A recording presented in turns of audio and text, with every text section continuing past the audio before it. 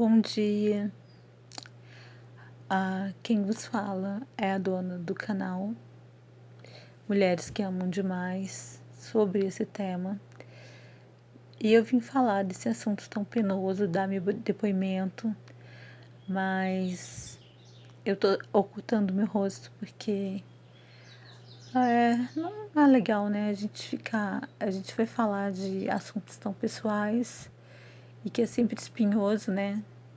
Eu não me orgulho das histórias que eu passei antes de ter consciência. História de dependência, como um alcoólatra, como um drogado. Só que apenas somos dependentes de amor, né? É um vício em afeto, em amor. Então, antes de eu me descobrir amada, eu tolerava muita coisa, eu suportei muita coisa.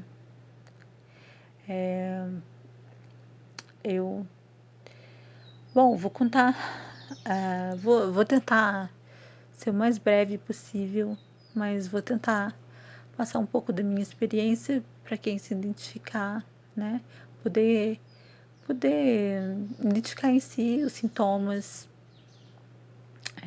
e se identificar com a minha história. Bem, eu sempre tive um pavor, sempre quis evitar homens indisponíveis, indiferentes. O meu caso é um pouquinho diferente das madas comuns, né?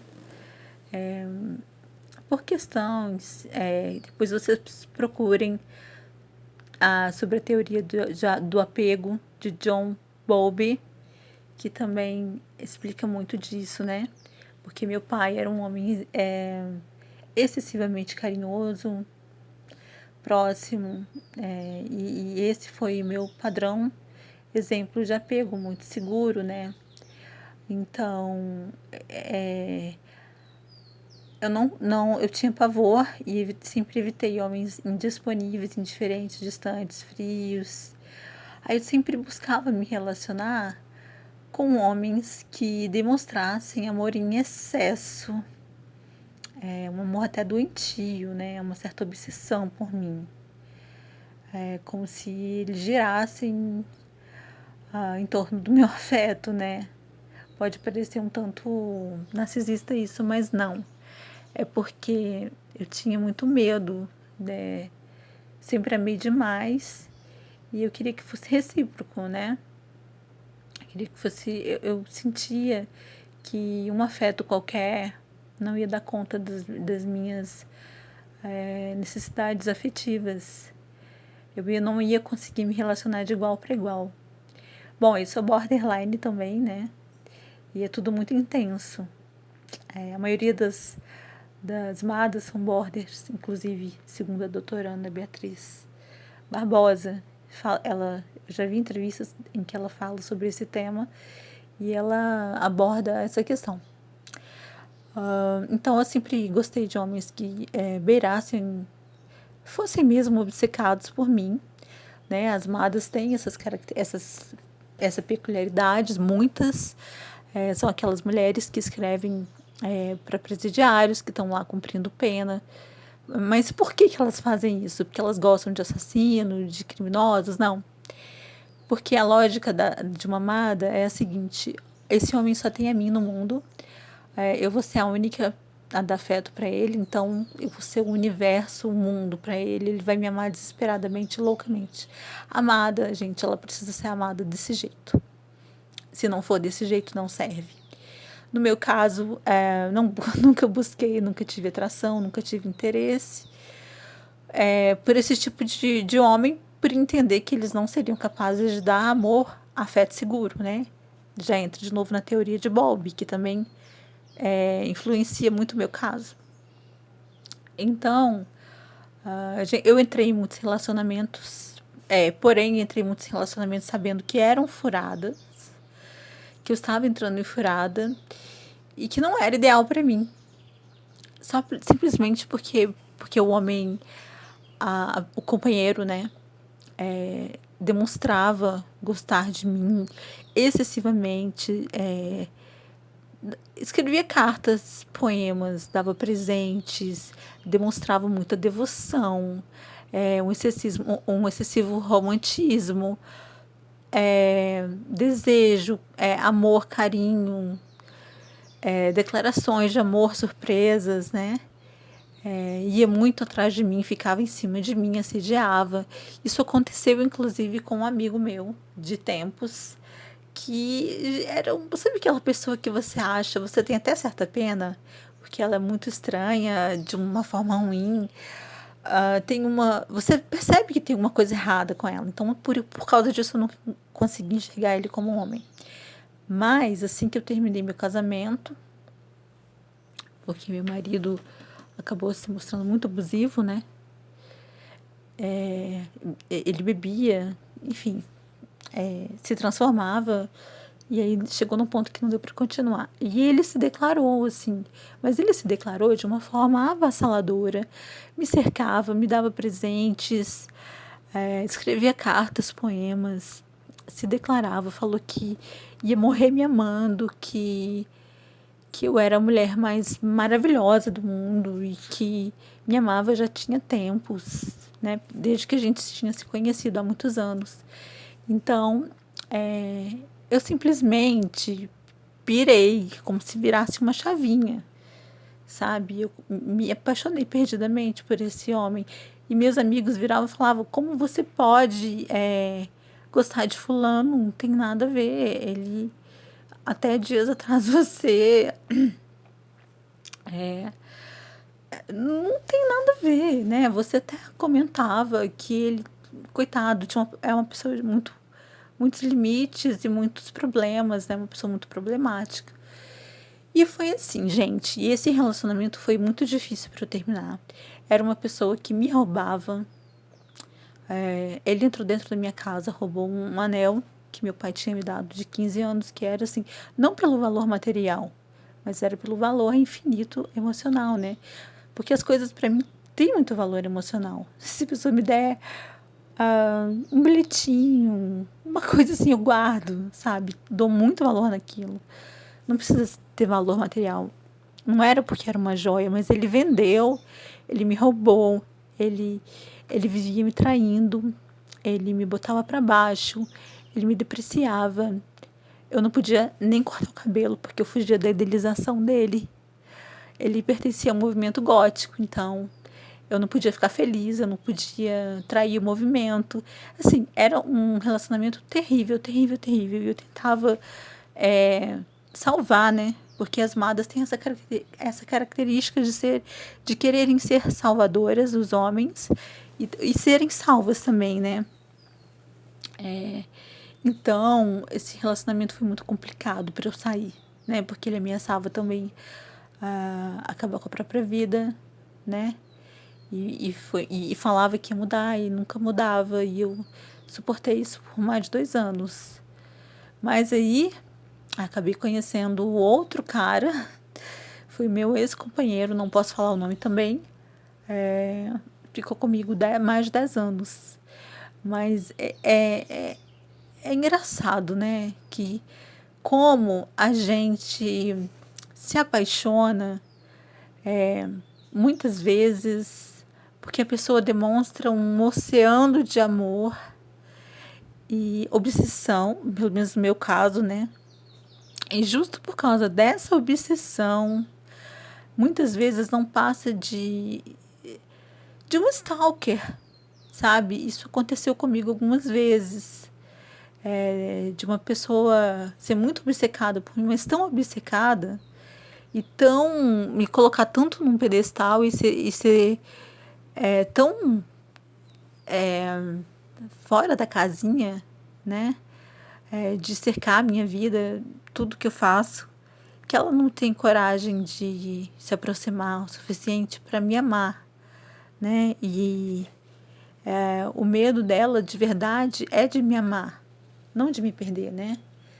E eu sofri com essa situação 3 vezes. E é uma situação que está se repetindo na minha vida. E é muito dolorosa. E tiveram outras vezes que eu me apaixonei, assim, por a pessoa demonstrar que gostava demais, fora do normal de mim, sabe? E esse é sempre a porta de entrada, né? Quando a pessoa demonstra que é muito louco por mim, que sempre me amou, que sempre me venerou, e isso é complicado, porque nem sempre vai cair, vai desembocar num relacionamento sadio, saudável, né? Geralmente ou se torna doentio, ou a pessoa percebe que você ama demais e começa a cometer pequenos abusos. E aí percebe e vê, não trata o afeto que a gente dá para ela como uma joia rara, como algo precioso, né? Ela percebe a sua fraqueza, que o amor para você é um vício, é o seu ponto fraco. E é exatamente isso, gente. Exatamente isso.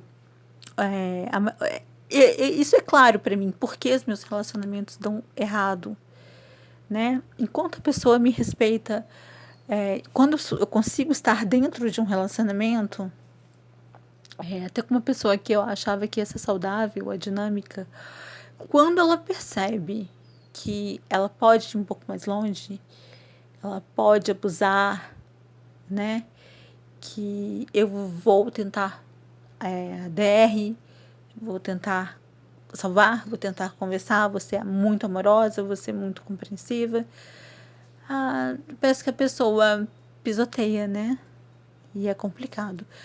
Outro relacionamento que eu tive com essa pessoa depois desse relacionamento com esse rapaz gótico, foi tão absurdo que eu olho para trás, porque depois que eu descobri que eu era amada, eu fui melhorando, tendo mais senso crítico, me desenvolvendo o amor próprio, vendo muito depoimentos de mulheres que passavam pelo mesmo problema. E depois que eu terminei o relacionamento com esse rapaz, eu me envolvi com outro rapaz de São Paulo, do interior de São Paulo. E foi tão absurdo que eu tenho muita vergonha de contar isso, mas como é de forma anônima, eu me sinto mais segura, né? Mais à vontade. Esse rapaz, eu fui conhecer a família dele. E assim, a gente começou a namorar, né? Começou a distância, na época do MSN e tudo.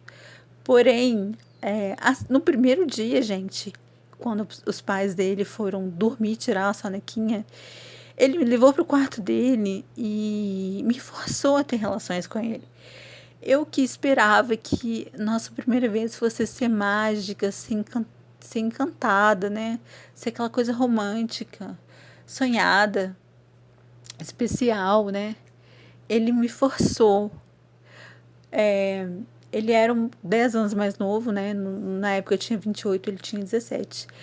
E assim, hoje em dia eu pegaria minhas coisas e iria para a rodoviária e não prestando queixa à polícia, ele já sairia no lucro comigo, né? Mas é claro que o certo seria você ir até a polícia e denunciar. Não, não denunciei, não fui até a rodoviária e peguei minhas coisas. Eu simplesmente chorei muito, fui pro hotel que estava hospedada e depois continuei o namoro. É barra, né? É muito barra, mas foi o que aconteceu. Continuamos o namoro, foram mais de 10 anos juntos e essa pessoa se arrependeu muito, né? Ela viu quanto me machucou com isso, mas ela cometeu outros inúmeros erros. Ela começou a me trair, com casinhos e flertes, principalmente online. Ela fazia muita coisa que me machucava, né? Ela, enfim, me depreciou, falou coisas horríveis sobre mim para uma ex-namorada. Porque assim, ele fugiu para cá pra gente ficar juntos, né? Os pais dele não deixavam. Ele peitou tudo, enfrentou tudo. Um dia que eu saí pro teatro para fazer ensaio, porque eu era atriz, Ele começou a falar com a ex dele, falar que queria voltar, e falou coisas horríveis sobre mim. E eu perdoei, eu passei por cima. Eu sempre passava por cima, eu sempre me violentava, eu sempre. É aquela coisa da amada, né? A gente sempre faz tudo para obter amor. A gente sempre passa por cima da gente, a gente sempre se submete, a gente se violenta. E é isso que vocês têm que ter, esse senso crítico, tem que aprender a nunca mais tolerar, né? E hoje em dia eu estou sozinha porque, assim, eu prefiro estar sozinha do que estar humilhada, estar submetida, estar numa relação que eu não sou verdadeiramente amada como eu mereço. Vocês têm que pensar isso. Vocês merecem amor. Vocês merecem carinho. E vocês só vão sentir que vocês merecem amor e carinho quando vocês se amarem. Porque aí vocês jamais vão aceitar menos, alguém que dê menos do que vocês merecem realmente. Então, é isso que eu fico aqui para vocês. Meu depoimento, né? Eu não sei se vocês vão se identificar, mas eu espero que ele ajude muitas mulheres a olharem para si e falar: puxa, eu sou amada e não sabia. Ok, eu sou amada, passei muitas situações degradantes, humilhantes, bizarras até, inacreditáveis, que eu tenho até vergonha de contar para os outros. Mas o que eu vou fazer com essa informação? Tem reuniões de madas, tem grupo de madas. Se informem, tá?